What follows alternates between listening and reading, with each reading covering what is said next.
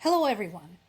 Multiple versions of this story about Russia's Foreign Minister Lavrov reiterating Russia's demands for Ukraine are circulating through multiple sources.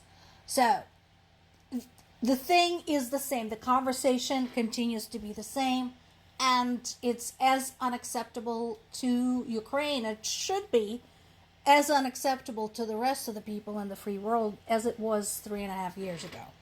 Their condition is that Ukraine surrender, that it get rid of all of its military arsenal, that it basically sever all of the connections with NATO, probably EU as well, and surrender its territories to Russia. Not going to happen. I'm telling you that right now. And for those who are saying, but shouldn't they surrender now so that they wouldn't lose more later? First of all, what makes you think that if they surrender now, they won't lose more later? This is Russia we're talking about. They don't stop unless they're stopped.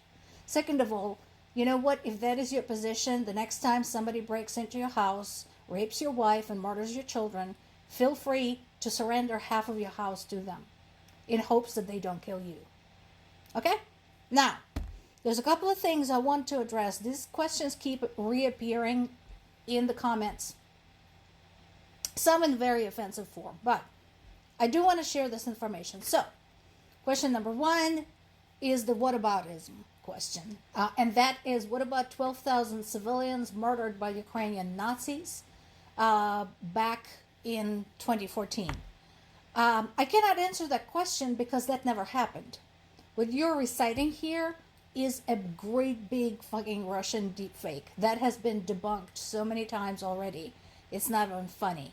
Including the story of a little boy who was allegedly crucified on an announcement board. See, I know what I'm talking about. This is all bullshit. This is all a great big propaganda machine that was created by the Russians. That's all I can tell you. If you don't believe me, nothing I can do about it. That's on you. The information is out there. Number two, a more intelligent question. Why is it that with Russia having so much outdated equipment and starting to use horses and donkeys to pull stuff around at the front, why is it that everybody is looking at it as such a great big danger? So we're going to address some of this today. Number one is ideology. This story about Russia's ex-minister getting first fired by Putin and then being found dead, allegedly by suicide, by falling out of the window, is now circulating through multiple sources. And this is so standard, the slippery Russian windowsills and balconies is now kind of a thing. Everybody knows about this. One of the biggest threats that Russia presents is its ideology. It is intolerance for diversity. It is intolerance for any kind of alternative opinion. It is intolerance for freedom of speech.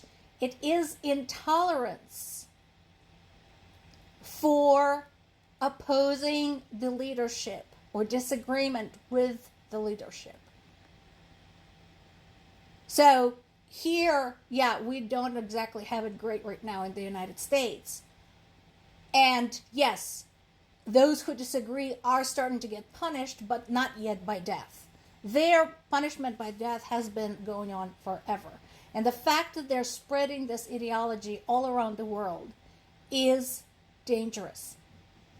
Think about this. Do you want these people, seriously, do you want somebody like Putin, somebody like Lavrov? Do you want them dictating what you think?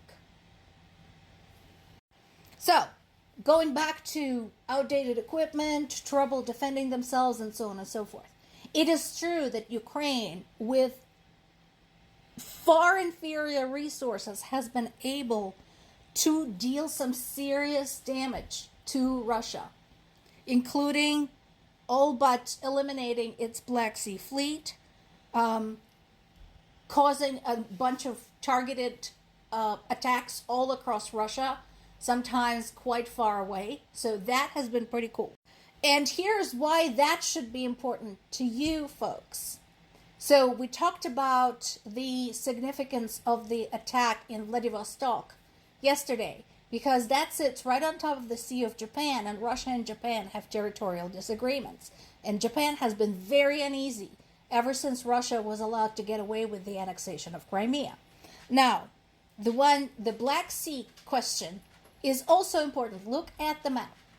So Turkey has been trying to sort of balance between Russia and not alienating the EU, because Turkey wants to join the EU. And so I think in the long run, Turkey would rather have Ukraine as its northern neighbor in the Black Sea than Russia. Why? Because the Black Sea gives you the outlet into the Mediterranean. It's right there. Look at it. And yes, the Bosphorus Strait is controlled by multiple countries. I get it. However, it's there. It's in place. And I'm sure that Russia's control of the Black Sea is not going to make anyone comfortable, which is why everybody should be very grateful to Ukraine for basically laying waste to Russia's Black Sea fleet. Now, let's talk about what is expensive when it comes to weapons development, logistics, and so on, and what is not. And that pertains both to Ukraine and Russia. So, looking at Russia and their equipment. Tanks are expensive. Armored vehicles, expensive. Ships, expensive. Large-scale aircraft and aircraft carriers, expensive. So that is where they are having trouble right now, especially since the introduction of sanctions, because now they're cut off from a lot of their suppliers of complex electronic components and systems. What is cheap? Several things. One, drones. And you've seen this. So Russia still has a ton of drones, and it has been ramping up drone production because, first of all, that does not require a large footprint. Second, because it's inexpensive.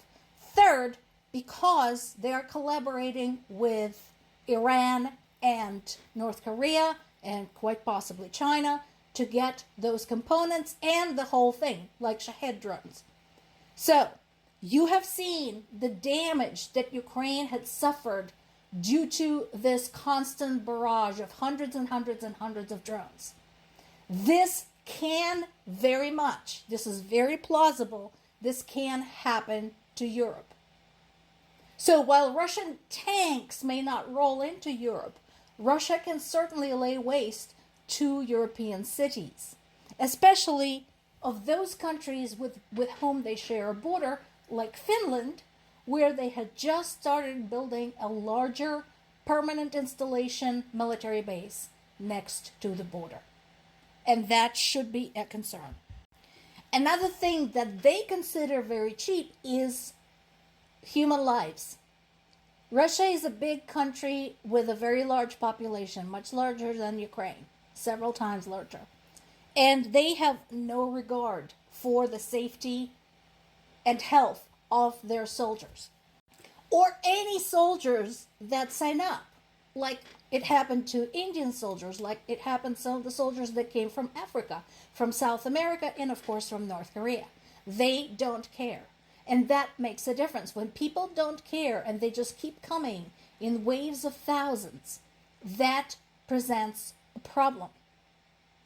So as the result, Ukraine has been changing its approach to on-the-ground fortifications for this very reason.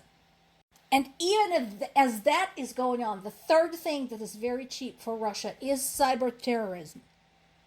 Because the globe has shrunk with the advent of the World Wide Web, and you can now organize a cyber terrorist operation anywhere in the world, have it scattered all over the place.